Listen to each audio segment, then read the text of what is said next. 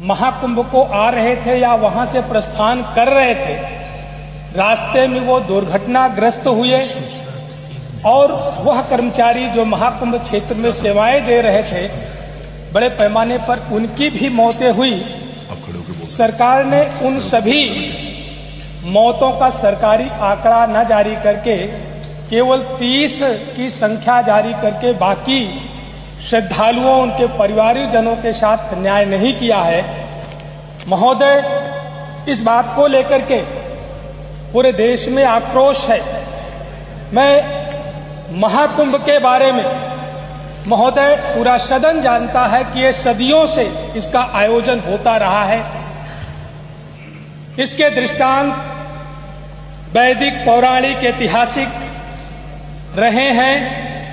ऐतिहासिक रूप से गुप्त वंश में, मौर्य वंश में, सम्राट हर्षवर्धन के कालखंड में इसकी भव्य दिव्यता के साथ धार्मिक आयोजन के दृष्टांत हमें मिलते हैं। महोदय,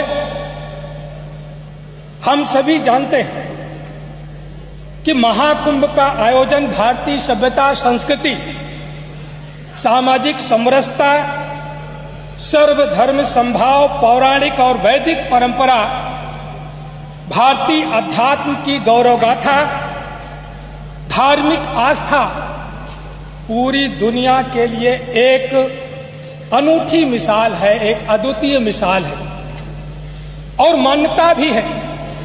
मान्यता यह है कि महाकुंभ एक ऐसी तपोयज्ञ भूमि है जहां पर जाने वाला व्यक्ति काम, क्रोध, लोभ, मोह, छल, दंभ, चोरी, ईर्ष्या, अहंकार, छुआछूत, भेदभाव जैसे मानसिक पापों की आहुति जब देता है तो उसे पुण्य फल प्राप्त होता है। लेकिन मान्यवर, हुआ क्या? उस आयोजन में हुआ क्या? सरकार घबराई हुई थी 2024 के लोकसभा चुनाव के परिणाम से और माननीय अखिलेश यादव जी के पीडीए के हुंकार से घबराई हुई थी। और उस घबराहट में जिन मानसिक विकारों की आहुति देनी चाहिए थी, सरकार और प्रशासन लोभ, मोह में, अहंकार के वशीभूत होकर के उस धार्मिक आयोजन को एक ऐसा इवेंट बनाने का प्रयास किया जो सरकार की महिमा मंडन, सरकार का प्रचार प्रसार करने का एक माध्यम बन गया। और वहां पर तैनात जो जिम्मेदार अधिकारी थे वो तुष्टीकरण की इस हालात में चले गए कि उन्होंने वीवीआईपी कल्चर को बढ़ावा देने का काम किया, वीवीआईपी की आवाभगत करने में अपना पूरा समय बर्बाद करने का काम किया, जिसका परिणाम कुप्रबंधन रहा। वहां पर इनपुट आउटपुट का ध्यान नहीं रखा गया कि उस जियोग्राफिकल एरिया में जो जितना मास आया है वो कितना आ रहा है, कितना बाहर निकल रहा है, इसके प्रबंधन पर कोई ख्याल नहीं रखा गया। और लिहाजा जो भगदड़ हुई, सरकार ने कहा था कि हमने कई हजार ड्रोन कैमरे लगाए, कई हजार सीसीटीवी कैमरे लगाए हैं। संगम के नोच पर जो घटना हुई, अधिकारियों ने उसको स्वीकार किया, लेकिन अभी तक एक भी वीडियो फुटेज उसका जारी नहीं किया, सार्वजनिक नहीं किया। जो झूसी के क्षेत्र में हुई, जो प्लांटून पुल टूटा, जो वहां पर घटना हुई, उसको भी स्वीकार करने का काम नहीं किया। यहां तक कि लगातार वहां के पूज्य संतों को भी ये गुमराह करने का प्रयास किया गया कि लोग अफवाहों पर ना ध्यान दें, शाही स्नान करें। कोई ऐसी घटना नहीं हुई है। जब पूज्य संतों ने शाही स्नान कर लिया और घटना के 19 घंटे के बाद जब अधिकृत रूप से यह घोषणा हुई कि 30 श्रद्धालुओं की मौत हुई है, तो संत भी सन्न रह गए। उनको भी प्रायश्चित करने का अवसर नहीं मिला। उन्होंने साफ साफ कहा कि अगर हमें पहले बता दिया गया होता तो कम से कम हम उनकी आत्मा की शांति के लिए व्रत उपवास रख करके हम गंगा स्नान करने का काम करते। यह पाप किया गया। मानवर, बहुत जल्द मैं अपनी बात को समय सीमा के भीतर रह करके खत्म करूंगा।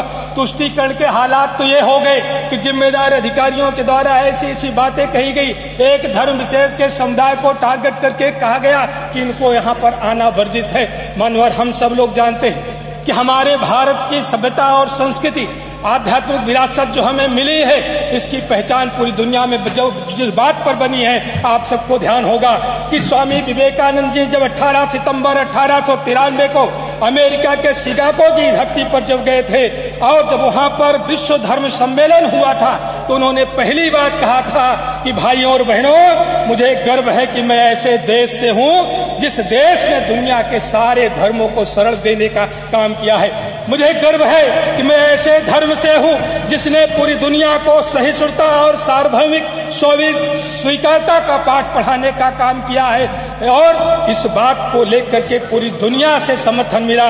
और वह स्वामी विवेकानंद जो भारतीय अध्यात्म की गौरव गाथा का प्रतिनिधित्व कर रहे थे, जिस विरासत का प्रतिनिधित्व कर रहे थे, उसका सम्मान, उसका गौरव पूरी दुनिया में बढ़ाने का काम किया। लेकिन हम कहाँ चले गए?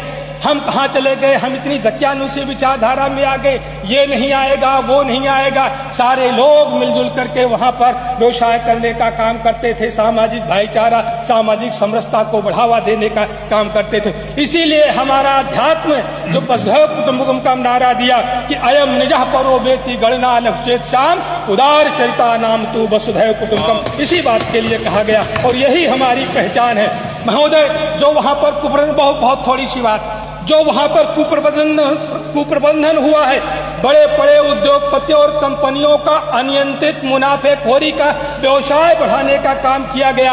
वहां पर 2-2 रात रुकने का, कॉटेज का किराया 2.5 लाख रुपया वसूलने का काम किया गया। वहां पर जो बड़े बड़े होटल थे जिनका 5,000 रुपए का एक रात का किराया होता था, उन्होंने 50-50 हजार रुपए का किराया वसूलने का काम किया गया। जो एयरलाइंस मुंबई से प्रयागराज जाती थी, जिसका किराया 5,000 रुपए होता था, उन लोगों ने 50-50 हजार रुपए एक यात्रियों से वसूलने का काम किया। सरकार ने उन पर अंकुश लगाने का काम नहीं किया। वहीं पर स्थानीय प्रयागराज वासी जो गरीब था, मजदूर था, बेरोजगार था, जिसने अपने मोटरसाइकिल से यात्रियों को पहुंचाया, जिसने ऑटो रिक्शा से लोगों को पहुंचाया, अगर 20 रुपए किराया ज्यादा लिया तो वहां के प्रशासन ने गाड़ी को सीज कर उन लोगों को जेल की सलाखों के भीतर भी डालने का काम किया। लेकिन उन उद्योगपतियों की मुनाफाखोरी पर, उन कंपनियों की मुनाफाखोरी पर सरकार ने कोई कदम उठाने का काम नहीं किया। मैं वंदन करता हूं, अभिनंदन करता हूं प्रयागराज वासियों को,